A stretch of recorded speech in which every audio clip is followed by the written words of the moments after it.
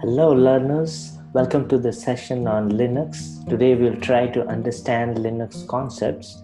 My name is Prasanjit Singh and I will try to take you through different aspects of the operating system, why Linux is so popular, how to easily learn Linux, how to get started, and we'll also describe the similarities and differences between Linux and Unix and why Linux is relevant and why you should learn it and how you should go about learning Linux. It's never too late to learn about an important operating system as Linux. And since we are all in the cloud world today,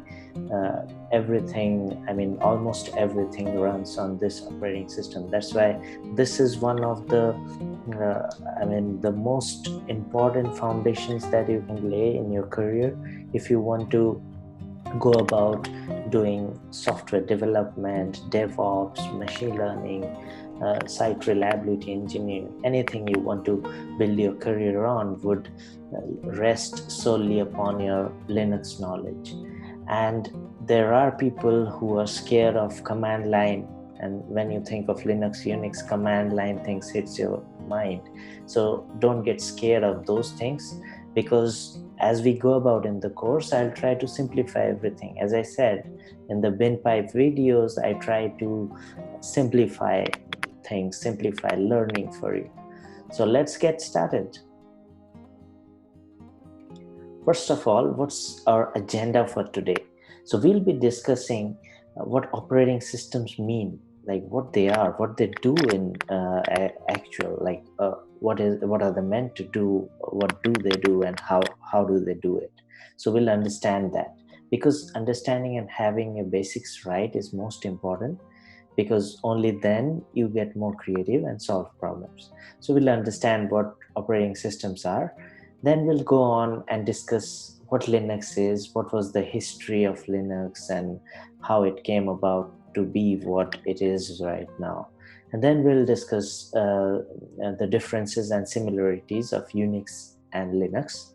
And then finally, we'll understand why Linux is relevant in today's date. So this will be a starter for you to know what it is and what is the beast you are going to tackle in the forthcoming video sessions.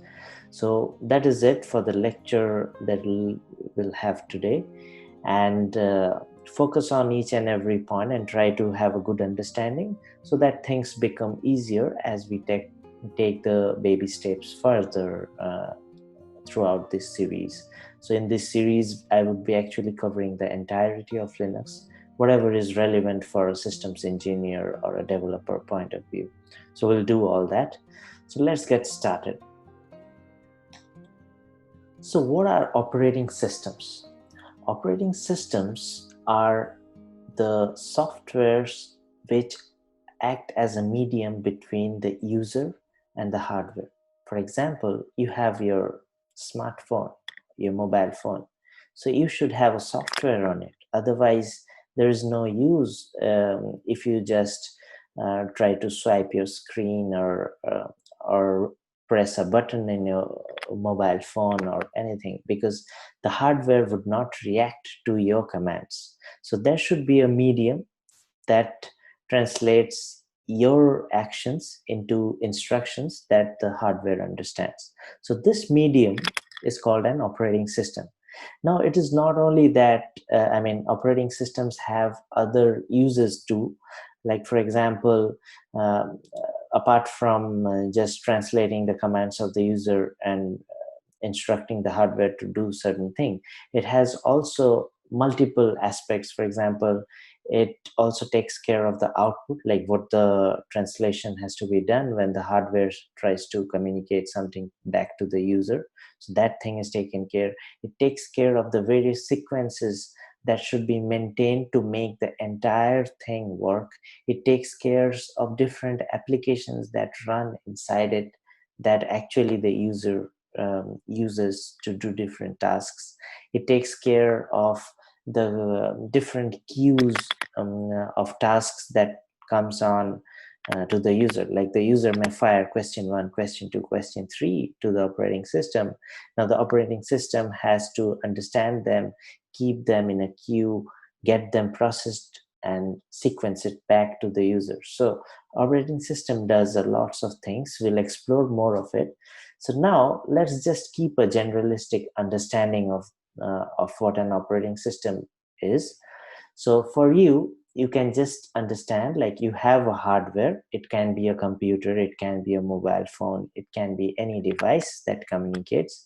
So there should be something, a layer of software that enables that communication of hardware between the hardware and the user. Why is a translator needed? Let's take an analogy. For example, say you are speaking in French, but I do not understand French, I understand in English. So what happens in that case? If we want to communicate, we would use a tool like Google Translate, or we would use a physical translator. Like there's a guy who knows both the languages. So I speak to English to that guy, and that guy translates to French to you. So that way, we use a mediator to get the translation done. Similarly, hardware systems, as you know, as computer science students or enthusiasts, you would be knowing that hardware systems can only communicate in electric pulses. So it's either a 0 or 1, like the bulb light glows, so it's 1, bulb light is off, that's off. So electrical signals can just be digital, like they can be yes or no. So there are only 2 signals, and using these 2 signals, you have to make the entire thing relevant. Like whatever you want to convey to the hardware system, these 2 signals are the major mediator between you and the system. So this binary system has to be translated. Like a user cannot give the instructions in binary, that would be too tedious. So what happens, the operating system comes in to rescue. So what it does, it takes in the commands from the user in a high level language. Then internally there are lots of processes going on, so we'll not delve into detail in this course. We would have different courses about what um, interpreters are and all that, so that'll come in later. So for now, you understand the hardware understands binary, but the user doesn't speak to the hardware in binary. It speaks to the system either in a GUI interface, graphical interface, or a command line interface. So there should be something that translates this into a machine level language. So this high level language to machine level language is translated through various layers in an operating system. So that explains what operating system does. So that is one of the things the operating system does. It translates it. So for doing that, the operating system further has various components. We'll come to that gradually. So what is it that the operating, how it works? The user sends its request to the application. So there should be some application. For example, if you are using Windows and if you have Microsoft Word installed in it, so that Word is the application which you're using to type a letter. So that application further speaks to the operating system and communicates the different commands that the user has given. And this layer then communicates to the hardware in the language that the hardware understands. Then the hardware reverts back in the language that it speaks. Operating system translates it to the language with the application understands, and finally the application displays the output in a view that the user understands. So that's how the communication goes around in a loop. So the operating system generally takes care of these layers of communication between the user and the hardware, and also it maintains the sequence of operations and different activities that go on to maintain the application running, okay, to keep the application running on it. And it also proves to be a host where the applications written in different languages can reside and work and function. So that is all the operating system does in simple terms. So now there are various operating system platforms. For example, in the left hand side, you can see logos of different operating systems. You would recognize most of them. The Windows operating system, for example, is from Microsoft, and we have used Windows in various personal computers, desktops, laptops, and so on. Similarly, we have Macintosh or Mac. So we use Apple hardware and whatever operating system is there on it. So that's the Apple's operating system or Mac. So we also have various operating systems on our mobile phones, smartphones. So Android is one of them, one of the most popular ones. So that is another example of an operating system. And finally, you can see this penguin. This is the logo for the Linux operating system. We call it Tux. And so that explains like the Linux world. So there are various operating systems. They have different command lines that is used and different ways to do the same thing.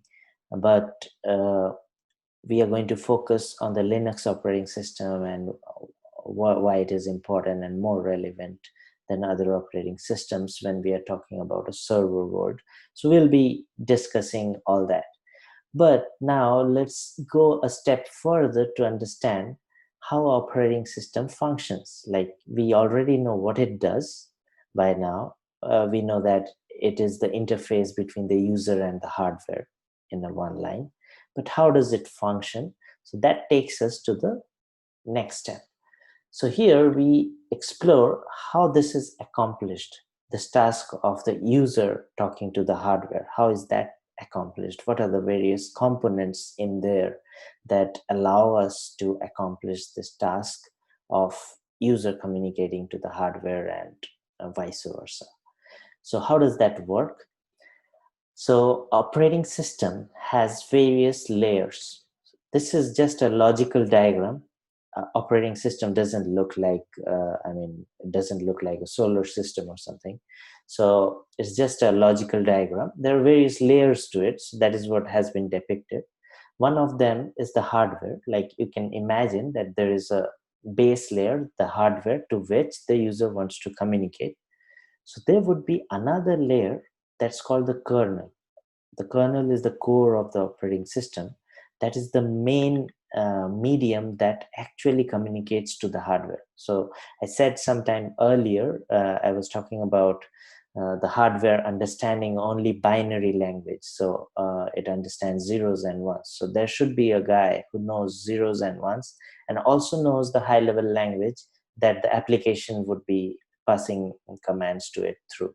So that guy is the kernel. The kernel is the core of the operating system, which takes a stock of the entire situation that is going on with the hardware. For example, it knows where the central processing unit is, what is the state right now, what are the various commands coming in from the shell. Shell is the one for which sends in the commands to the kernel. So that's the next layer. We'll come to that.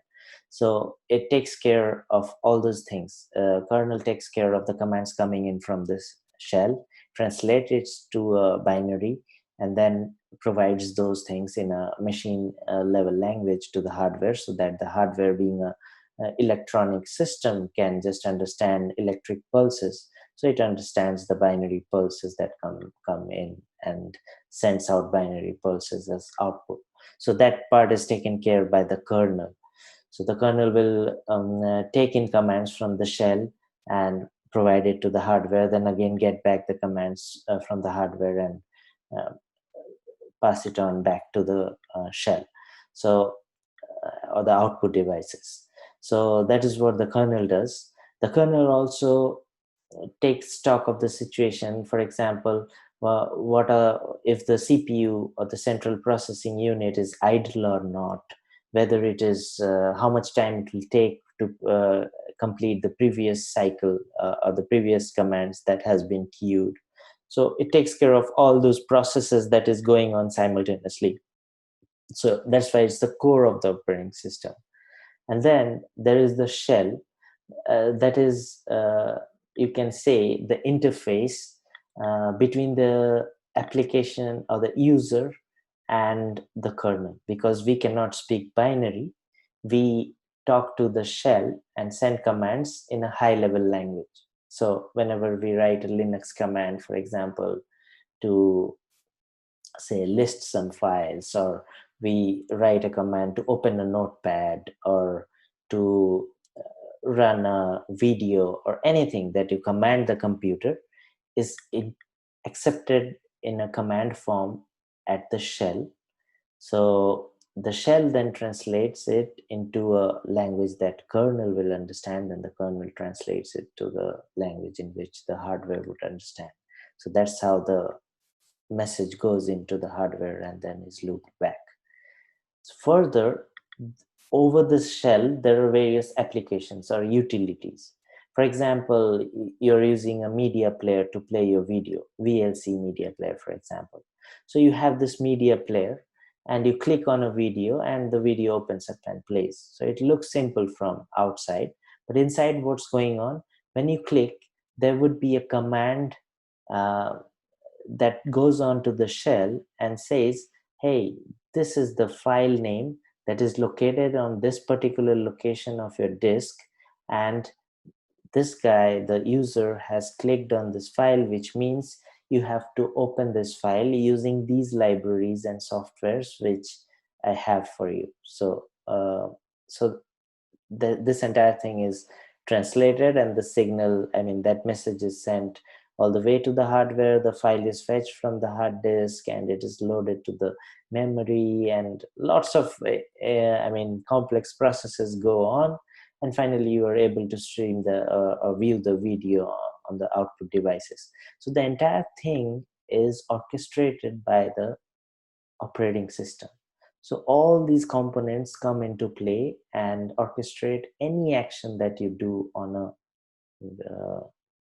operating system. Like anything you do on the computer is orchestrated by the operating system. So that is how important the operating system is. You might have seen, like, when your Windows get crashed or something, so you cannot even start the hardware. Like, if you start, the monitor would just go blank or have a blue screen. There's nothing happening when you're typing on the keyboard. So without an operating system, you won't be able to even run your computer. So today what we are going to do, from all the operating systems, like we said, there are many of them, we will be understanding how Linux works, how Linux specifically manages all these things. So these are the basic layers of the operating system: the hardware, the kernel, shell, and the utilities. So these are the layers, beginning with the kernel, ending at the application. So, but these are basic utilities for any operating system that you will study later on. So Linux is no exception. So Linux also has these components within it. So that brings us to the next question: what is Linux? Like, how is it different from other operating systems? Is it special or not? What is so good about Linux that I'm going to invest my time on it? Or to answer all these kind of questions. Now, if there are any questions that remain unanswered, you can always comment here. So I'll get back to your comments. I'm very religious in that, so I'll do that. So I'll provide you all the answers to your questions, whatever you have. So keep learning, keep commenting. Let's make it interactive. All right, coming back to what Linux is. Linux is a free and open source piece of software. So that's the first thing we have to understand. Like, it's an operating system, we already know that. It's free and open source. So Linux actually is the kernel. We read about what a kernel is some time ago. We discussed about that. So kernel is the core of that operating system. So Linux actually is not an operating system. It's the kernel which was developed and named as Linux. Now, various flavors grew around it. Like, there are open source communities which develop languages or softwares, and they keep it free. They do not charge for it. So Linux is one such piece of software which is the kernel of an operating system, and there were lots of communities that grew around this kernel and created operating systems and various flavors of Linux. For example, Linux operating system has various multiple flavors. So for example, you have Ubuntu Linux, you have Red Hat Linux, you have Fedora Linux, you have Debian Linux, and so on. There is Mandriva Linux, there is Scientific Linux. There are lots of flavors. And all these flavors have been developed either by open source communities or open source communities backed by certain big organizations. For example, Fedora is backed by Red Hat, and you have an open source fork of a enterprise based Linux like Red Hat. For example, we have CentOS, which is a very popular operating system, which is a fork of Red Hat. So whenever there is a Red Hat Linux that comes out, there is a CentOS Linux version equivalent to that that comes out a few months later. So Linux operating system is free and open source. You do not need licenses if you are using the open source versions of Linux, and you don't have to pay anyone. So it's as simple as that.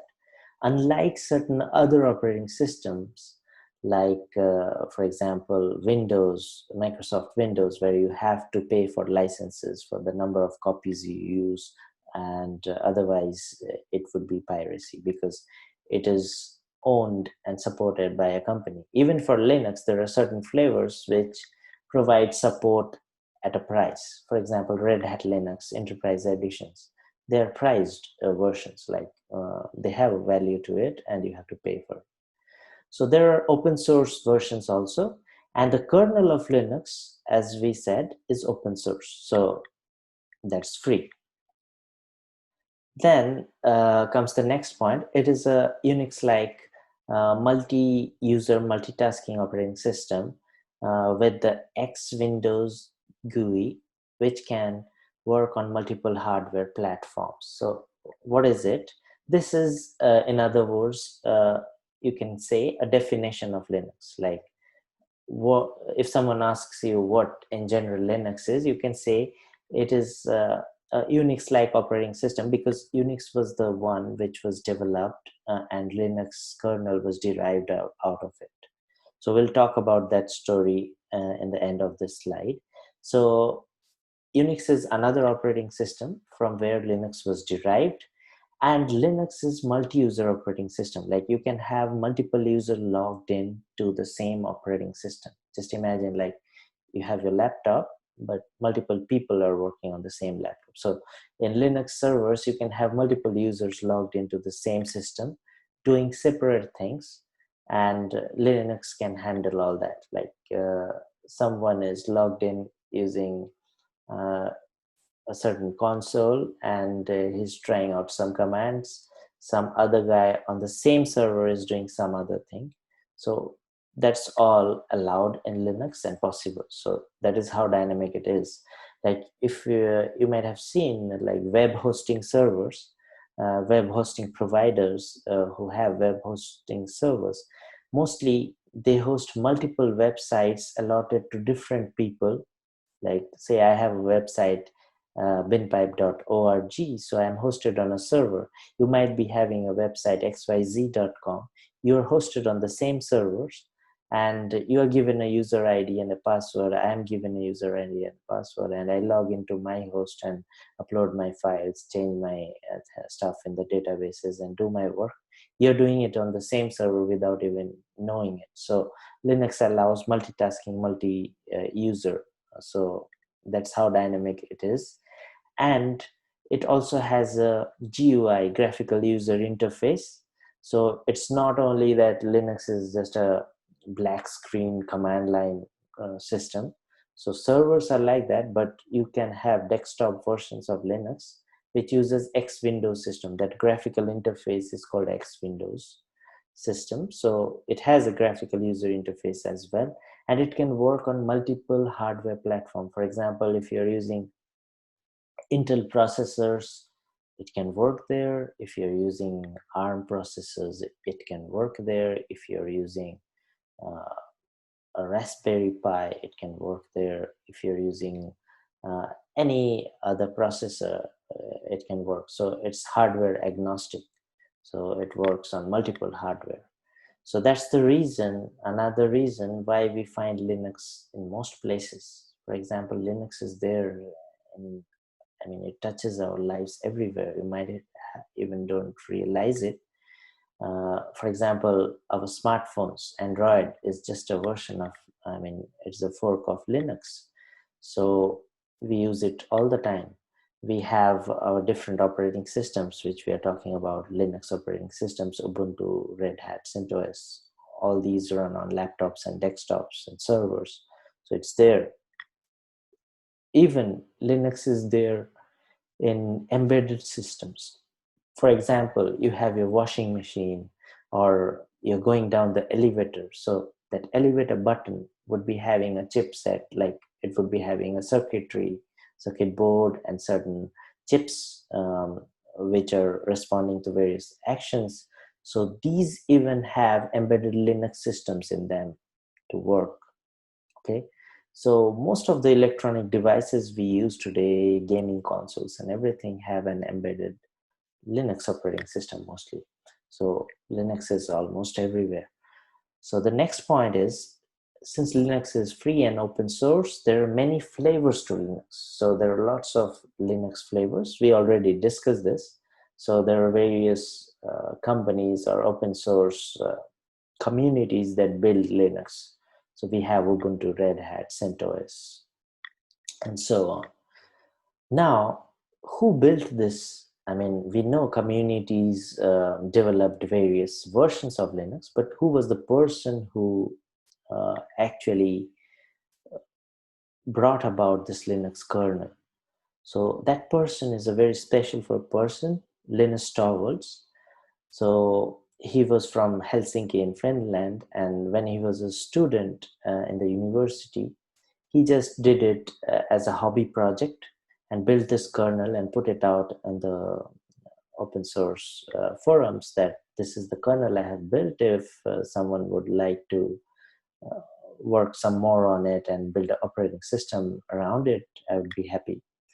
And he decided to release this software under the GNU license, like the open source license. So that was something that changed the world, actually. Like if Linux weren't as free as it is today, we would not have advanced in information technology like we have it. Like if it would have been just a monopoly of having an operating system and making it proprietary and charging for it, then open source communities would not have collaborated and built various useful tools around Linux and so on.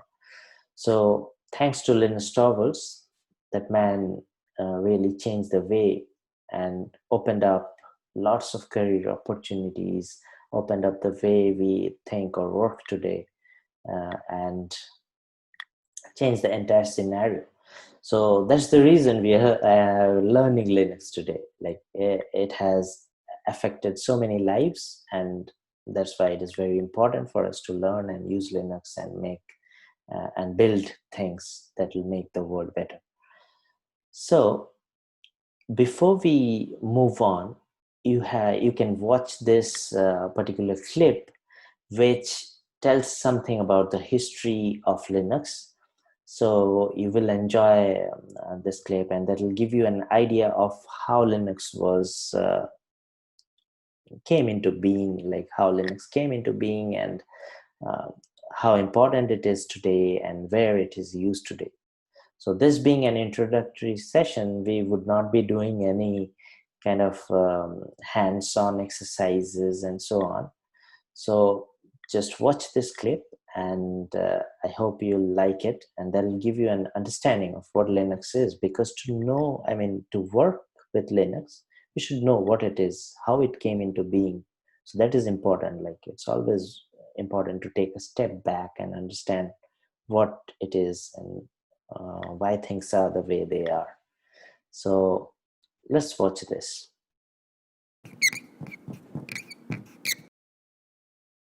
Our story begins 20 years ago. Boris Yeltsin was sworn into office. Jay Leno replaced Johnny Carson on The Tonight Show. And cell phones were really, really big.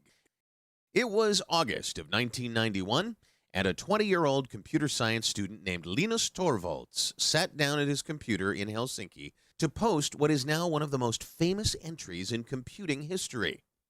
Hello, everybody out there. I'm doing a free operating system, just a hobby, won't be anything big and professional like GNU. It probably will never support anything other than AT hard disks, as that's all I have. Well, word of Linux open source project quickly spread around the globe, and developers from all over contributed their code. Linus named his OS kernel Linux and chose a penguin as its mascot, after a little incident at the zoo. He soon made a very important decision that would shape Linux's future just as much as the technology. He chose the GPL license created by a visionary named Richard Stallman. The Linux kernel, along with the GPL license and other GNU components, revolutionized the computing industry with a few very simple yet very important freedoms. The freedom to use the software for any purpose. The freedom to change the software to suit your needs. The freedom to share the software with your friends and neighbors. And the freedom to share the changes you make. These radical ideas fueled its spread around the world and, somewhat paradoxically, its rise from a hobbyist experiment to the foundation of a large and thriving commercial ecosystem. Companies built businesses around Linux. In 1999, Red Hat's stock tripled as it became the first Linux company to go public. That same year, IBM spent $1 billion to improve and advertise Linux. Does he have a name? His name is Linux. Soon, Linux was knocking out industry heavyweights and fueling the rise of the internet with its free software. In short, Linux revolutionized computing. But whenever something is this disruptive, there's bound to be competitive crossfire. But Linux not only survived, it thrived. Today, the kernel development community numbers in the thousands, with hundreds of companies collaborating on Linux development. Every 3 months, another version of Linux is released. So, where is Linux today? Running in 75% of stock exchanges worldwide, and powering the servers that deliver Amazon, Facebook, Twitter, eBay, and Google. You use Linux literally every time you surf the internet. It's in your phone, in your TV, running 95% of supercomputers, and in many of the devices you use every day. Linux is everywhere. And the Helsinki-based programmer who started it all? He orchestrates this worldwide army of developers from his home office in Portland, Oregon, as a fellow at the Linux Foundation.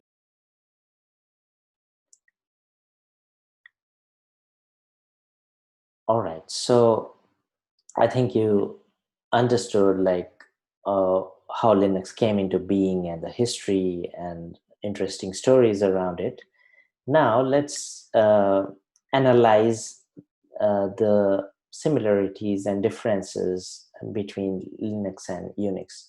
We already discussed some time ago that Linux is a Unix-like operating system. What does that statement mean? I already told you, like, Linux is derived from the Unix, so the kernel was derived from Unix. And Unix is another operating system that was developed at Bell Labs. Okay, so it was by Ken Thompson and Dennis Lilly. These are stalwarts in the field.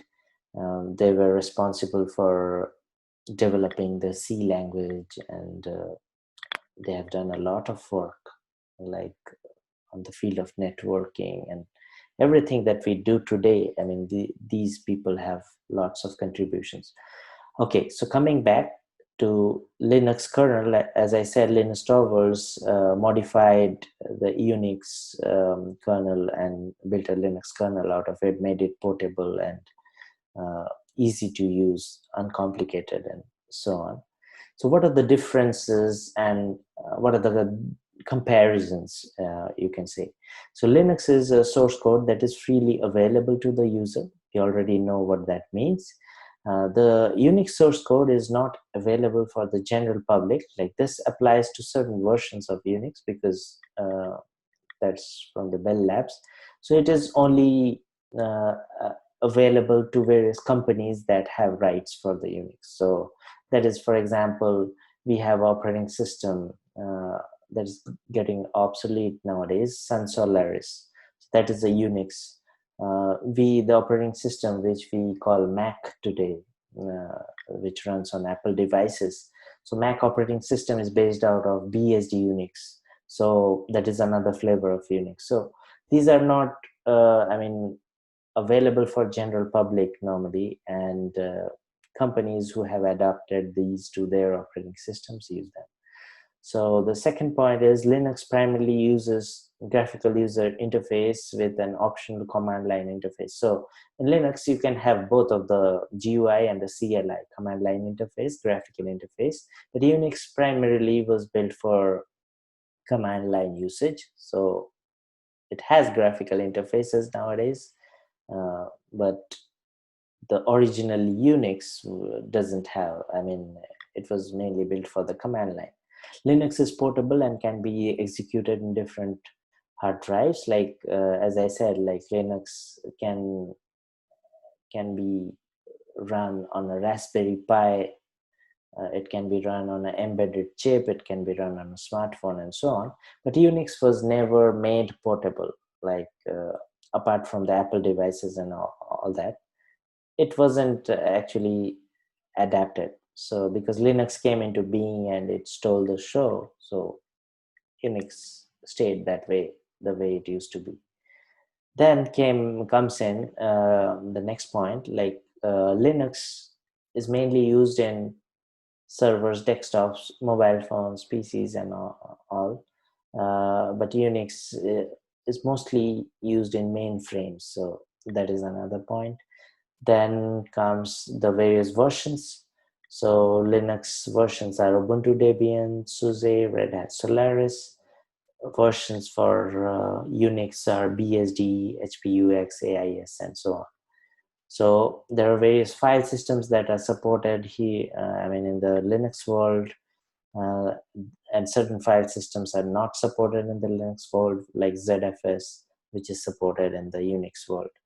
And finally, Linux is actively developed by the community around Linux, and while Unix was developed by AT&T Bell Labs. So that is the comparison. You won't need much of these information nowadays, not much relevant, but just as someone who knows the history of the Linux operating system, this would make some sort of sense to you. So now let's move on to another video, which this clip is from the man himself, Linus Torvalds. He explains what Linux is and why it is relevant. Okay, so you can watch this and enjoy like what Linus Torvalds has to say about his own operating system, kernel that he built, Linux.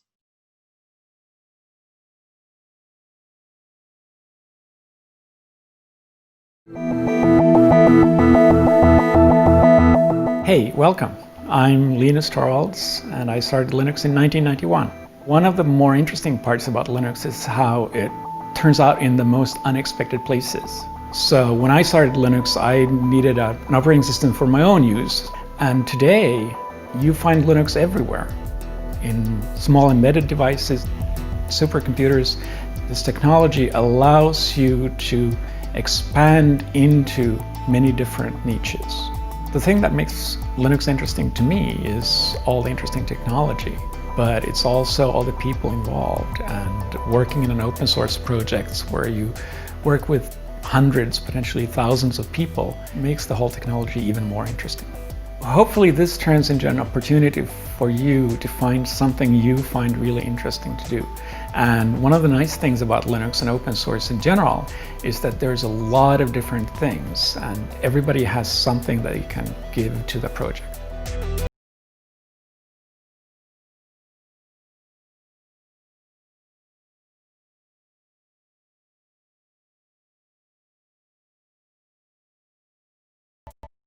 All right, so that gave you some more ideas around Linux, like what it was and why it was built and where it is used nowadays, what it was, what was the intention behind building Linux and what it has become today. Now let's discuss a bit on the adoption of Linux. So I'll just talk about the various places where Linux has found uh, its shelter, like where it has been adopted and is being used. So this is just a graphic from where you can get a sense of how diverse Linux is. It is used as one of the most uh, prevalently used operating systems in the cloud. Uh, Most of the mainframes and servers now use Linux. It is used in the banking and the statistics industry, where you have reporting usage, and where you have to process enormous amounts of data. So it's used in banks, in the travel industry, in the airlines. Even NASA uses Linux in its space missions. Linux is being used as the operating system in the International Space Center, and so on. Various factories use Linux. Messaging systems that we use, WhatsApp and anything that you can think of, social networks, email systems, most of them are based on Linux operating systems. Like all the servers will run Linux, so the applications on the top of it obviously are tuned to run on Linux. So this doesn't mean that other operating systems cannot do the same thing Linux does, but Linux is most widely adopted, easy to use, reliable, stable, secure, lots of advantages there. And it is used as a operating system for laptops and personal computers nowadays, used in Raspberry Pi devices, used in automatic cars, used for payment systems, MasterCard, Visa, anything where you want to make a payment, ATM machine, everything. They have the operating system that is Linux. So Wi-Fi systems, embedded devices, your routers, switches, Wi-Fi hubs, everything. Shopping systems, for example, online shopping websites and all, they're all hosted on Linux. Your scheduling systems, then photography, wallets, e-wallets, everything. Linux has not left anything untouched in the technology world. So that is how important it is. Like any industry you end up in as a information technology personnel or anyone who does IT, you would have to know Linux and to put it into practice. So in future, if you want to become a developer or a DevOps or a site reliability engineer or a technical manager, you would need Linux knowledge.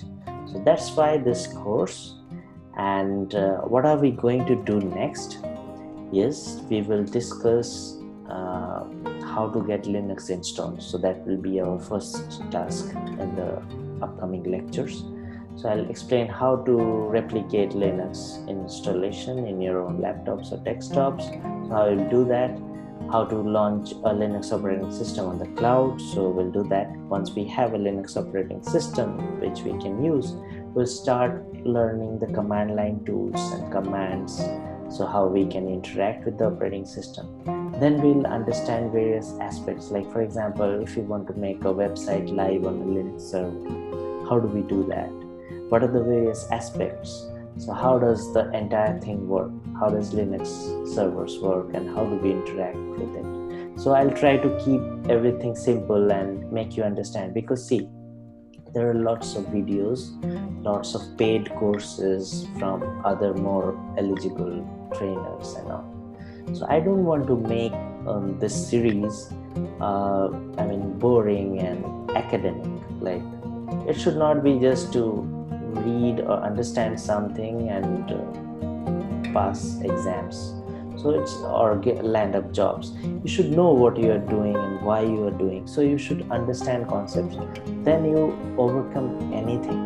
Like, anything you want to achieve in the information technology industry, if you want to build a new website, if you want to use Linux for your upcoming projects, you can do that. So understanding the basics is very important. So I'll try to help you do that. So let's meet in the next lecture session. Keep learning, keep working very hard, because if you want to grow, you have to work hard. So keep learning. See you around. Have a good day.